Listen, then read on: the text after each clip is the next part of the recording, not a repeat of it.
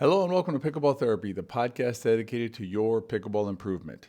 My name is Tony Roig. I am a dedicated pickleball professional holding the highest accreditation available in the sport as a master teaching professional, and I'm also a senior pro pickleball player. My dedication, as well as that of my partner CJ Johnson, is to help you in your pickleball journey as much as we possibly can.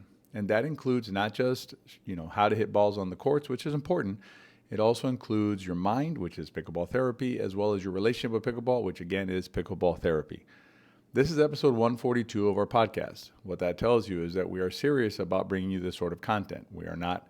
There's many podcasts out there that stopped at episode 15, at 20, at 12, and no criticism of those podcast content creators. That's their choice and how they want to handle themselves. But in terms of our relationship with you and what we want to bring you, we are here to stay with our podcast because we know from what you tell us that this podcast and the content it brings you helps you, right? And it's a positive experience you're having, not just with the podcast, but also with your development with pickleball. I say it at the end of every podcast, but this time I'm going to say it at the beginning. If you have a friend out there who maybe is struggling with the game, maybe needs some help, right? They could use some reframing of their relationship with pickleball. Please do share the podcast with them. We have had the experience again that this podcast, it has profound impact on certain players.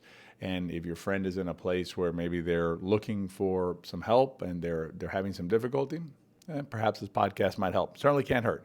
And it's a 15-minute investment they have to make. So please feel free to share the podcast and please rate and review it. Rating and review it helps us reach other players who may not know, but who, like you, would benefit from this podcast. All right, this week we're going to be talking about two different things. I just came back from the Champions Cup up in New York. It was fantastic at Billie Jean King Tennis Center, where the U.S. Open of Tennis is played. It's an iconic place if you're a tennis player, or even if you're just a tennis fanatic, right, or tennis lover.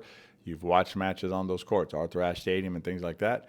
And, every time I participate in one of these events, I gain some additional perspective, some additional way of thinking about the game. And I had a match that I'll share with you during the riff it's a positive way of looking at adversity and challenge and contest. And I think it'll really help you out. So we'll talk about it in the riff.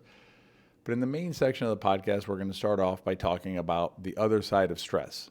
In episode 140, which is 2 weeks ago, if you're listening to it, when this is published, we talked about the two sides of stress, and we talked about stress resistance. Today, we're going to be talking about adding stress to your game. In other words, being able to impart stress, not adding stress to yourself, but being able to impart stress to your opponents. And stress here, as I'll explain more in a second, we're talking about things like, putting your opponent under physical stress during a shot, not psychological stress of, trying to freak them out or anything like that.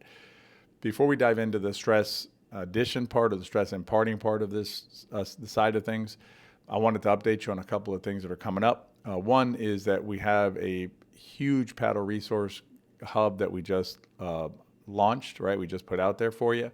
We know that selecting a paddle can be very difficult.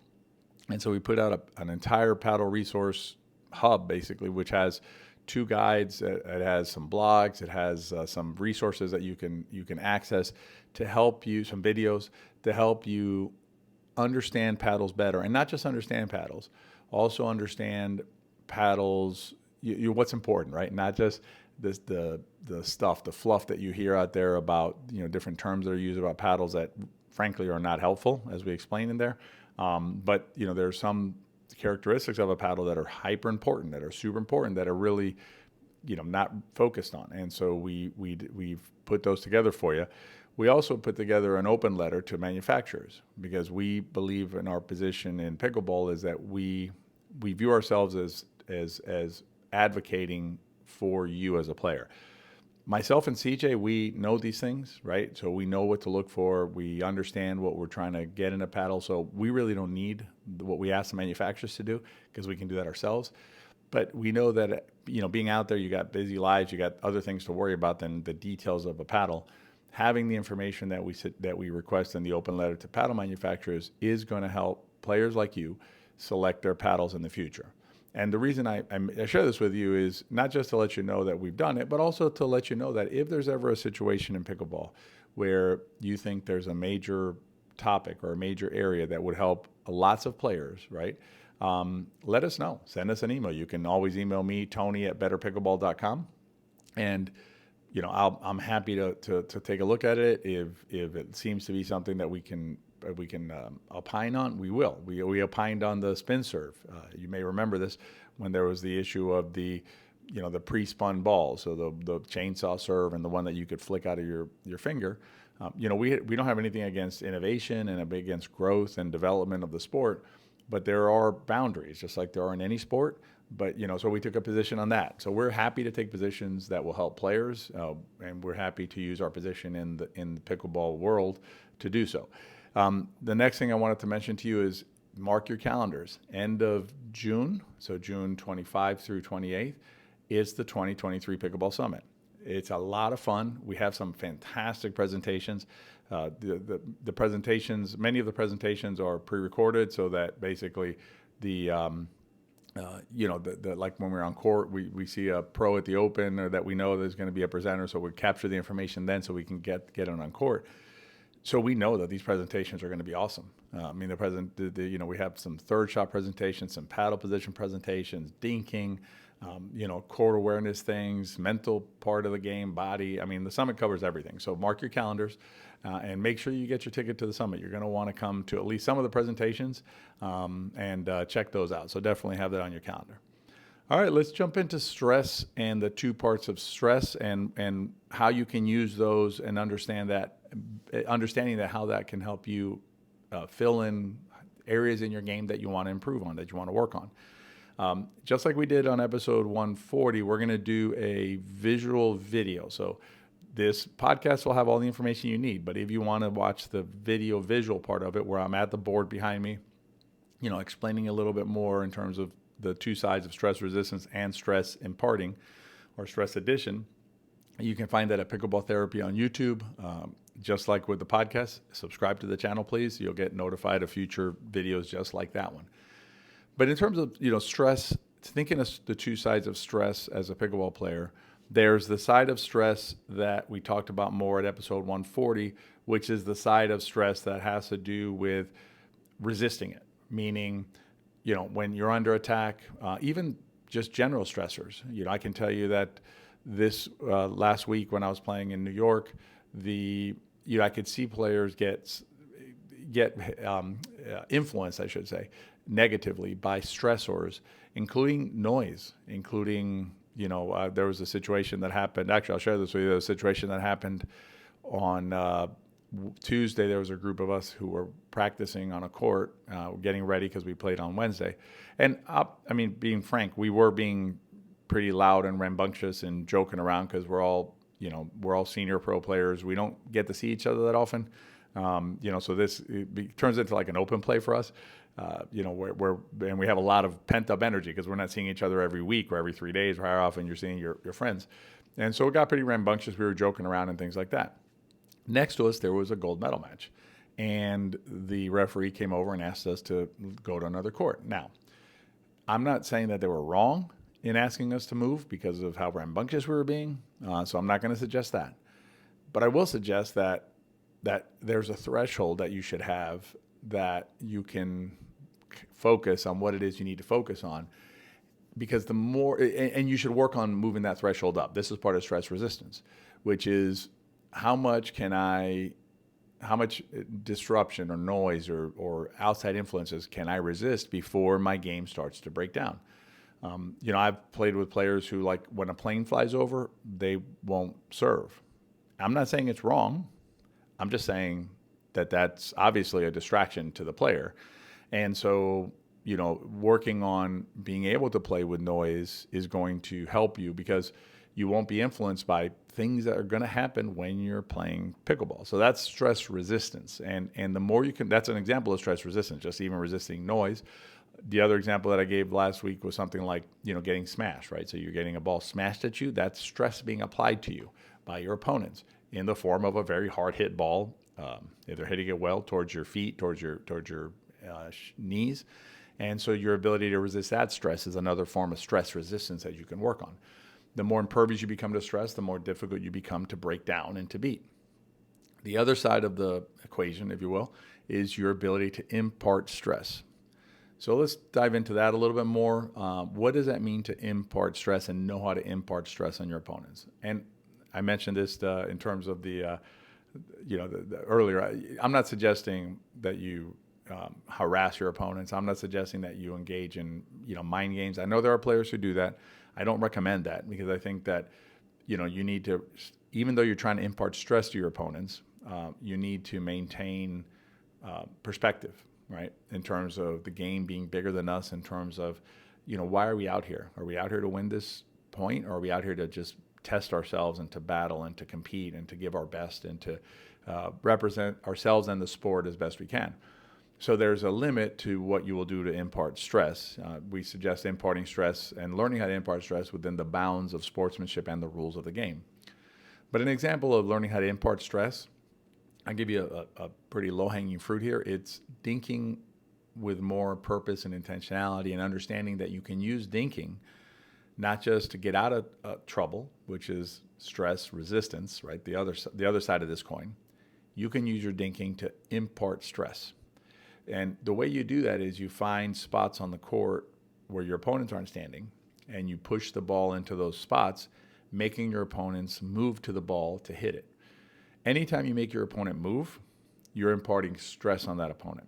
And think about it, think through it, right? So you have an opponent standing in a position on the court, pick any position you want, and you hit the ball directly at them. They don't have to move at all. Maybe you hit it in a way that they don't even have to bend their knees or anything like that. They just basically hit the ball back to you. Not very stressful, right?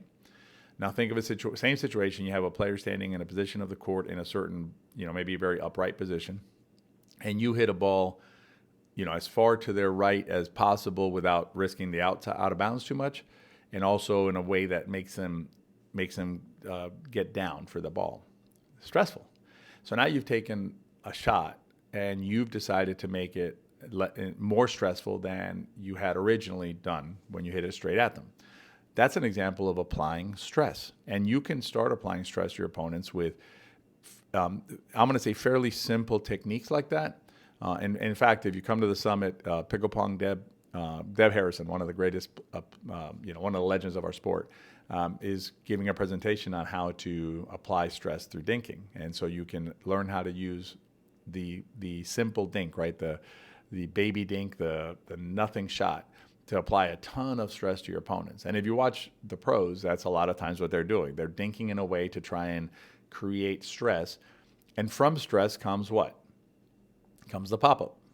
And then if you get the pop-up, then you apply more stress through your put away. So you can think about applying stress in different ways. Another example of applying stress would be a deeper return of serve. The deeper your return of serve, the higher the stress on your opponent. The shorter your return of serve, the less stress on your opponents. So you start thinking about your shots and yourself as a player in terms of how well am I able to resist stress, right? And how well am I able to impart stress to my opponents? And that having that both sides of that, building both sides of that as a player is how you're going to become a truly well-rounded player. Now, I want to be clear about this. It is more beneficial to you to first learn how to resist stress. The more you can resist stresses, all sorts of stresses, the more difficult it is to break you down as a player. You become the wall. You become that player that just doesn't make a mistake. Now, you may not be hitting those, sexy shots. You may not be hitting, amazing dinks that are putting stress on your opponents. But simply by resisting stress, most times your opponents will break down first. So your opponents will have a break in their game. They'll miss a shot. They'll put it in the net, or they'll hit it long or wide, and you win the rally that way. Now, if you can't resist stress, and all you can do is impart stress, it's going to be difficult for you to advance and to improve. Because what will happen is invariably you're going to run into somebody who has better ability to resist your stress. And if they can hit the ball back once or twice and you're done, it's pretty easy for them to resist that stress. They just know, I just got to reach that ball that you hit to my side, get it over the net once, maybe hit a second one, and you're going to miss your next shot. Then it's not going to, your stress imparting won't be as effective as if you're the wall first, and then able to impart stress. And I'll give you an example of this. If you watch the Johns brothers, okay, so Colin Johns and Ben Johns, the best pickleball doubles team in the world, watch them play a match. And we can get carried away with some of the excitement, right? The bang bang and the Ernie or the exciting stuff. But if you really watch their play is based on stress resistance first. They are going to not make a mistake.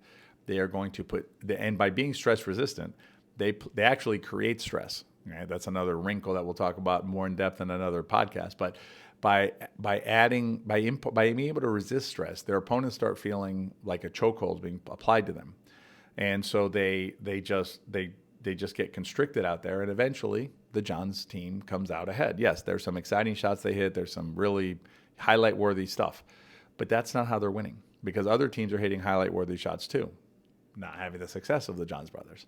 And speaking of that, Colin Johns will be at the summit, and he's going to be talking about discipline. Now, you may look at that and go, "Oh, geez, discipline. I don't, it's like eating broccoli or something."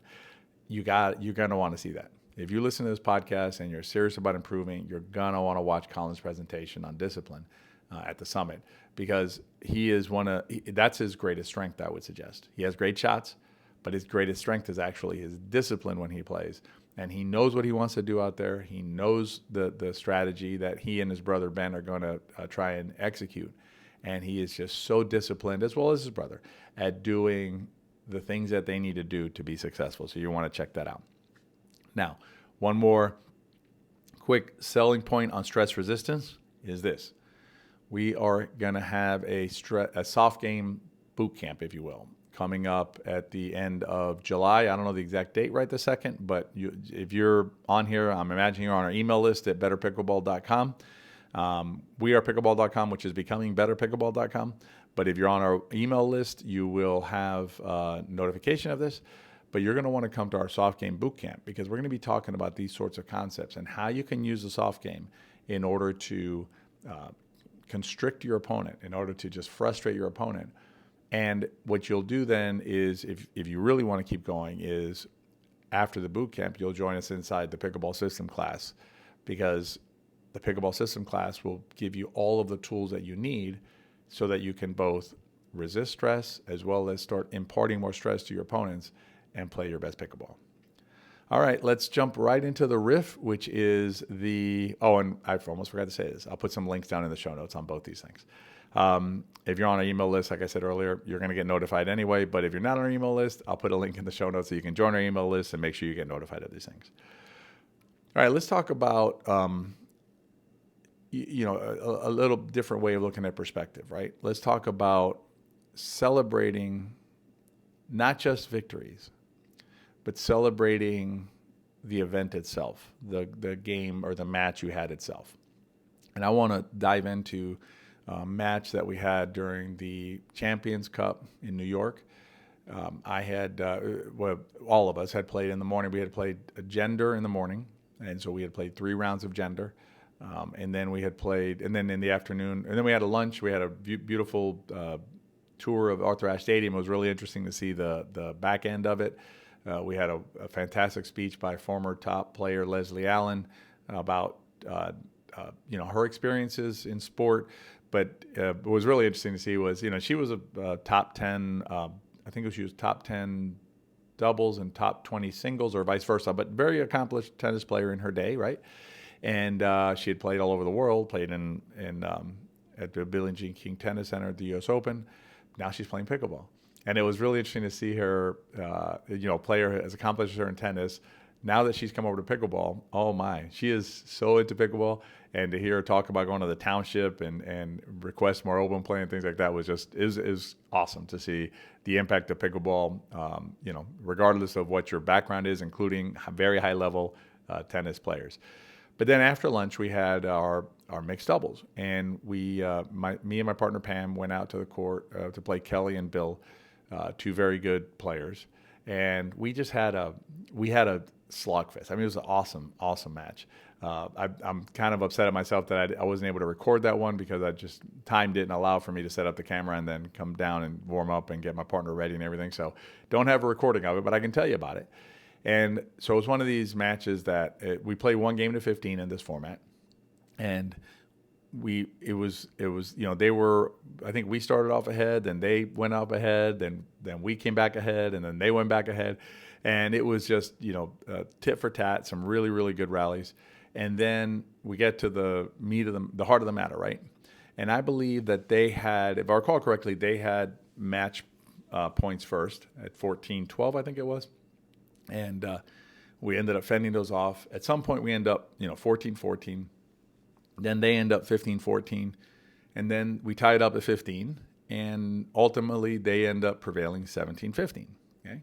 Fantastic match. I mean, just a great match all the way around. They made adjustments. We made adjustments. They made great plays. We made great plays. They made mistakes. We made mistakes. I mean, it's everything that pickleball is. And we got done. And I could tell that Pam, my partner, felt kind of down about it, right? Kind of upset that we had lost. And so I said, Pam, that was a fantastic match. And it was. Objectively, it was just a fantastic match. So one side of that coin, right? There's 2 sides to this. One side of that coin was our side potentially feeling down, right? Because we lost, right? We got the L. Oh, no, we lost. That's not good.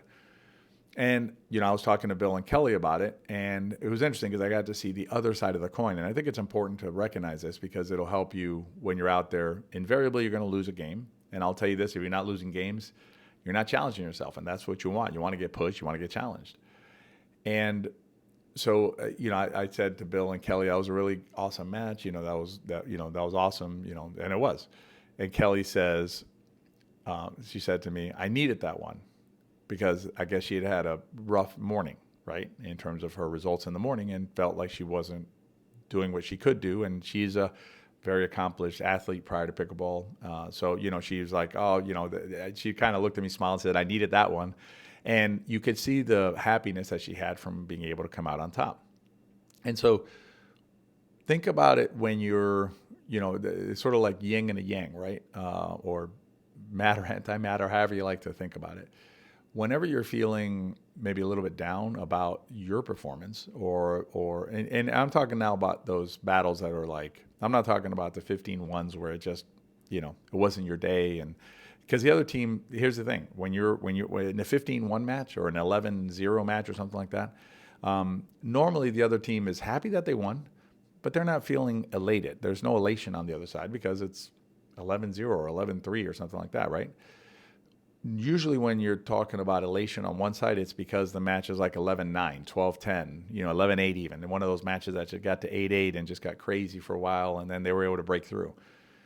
So the way to think about it is that maybe the worse you're feeling about it, on the other side of the court, of the net, there's a team that feels opposite well about it. And the reason I tell this to you is because I want you to use that to maintain a more balanced perspective about what's happening on the court.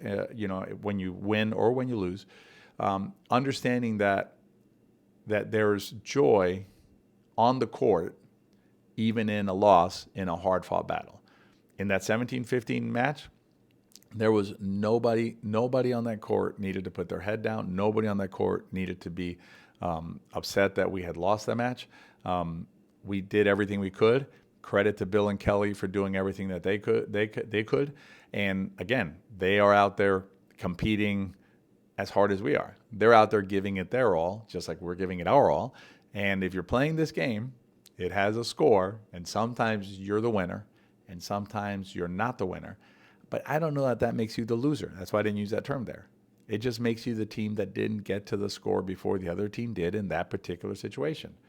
And remember the other side of the coin, that there's somebody on the other side that is very happy that they won. And the more we can do to honor that, the more we can do to celebrate that, if you will, is going to make you feel better. It's going to elevate the game. It's going to elevate everything around you, because remember, sometimes you're going to be the 17 and they're going to be the 15, and it's going to be much better when they're celebrating you.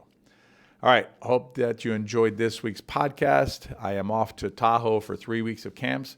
please make sure you join us for the summit. I'd love to see you at the soft game boot camp and hopefully in the next system class. If you're not already in the system, it's just an amazing way to learn how to play pickleball, and you'll hear it at the boot camp, but there's no obstacles to joining the system. You can join the system no matter where you're at in life or what's going on.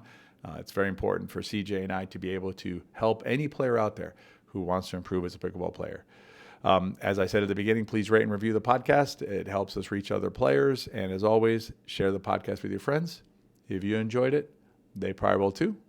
Have a great week, and we'll see you next time.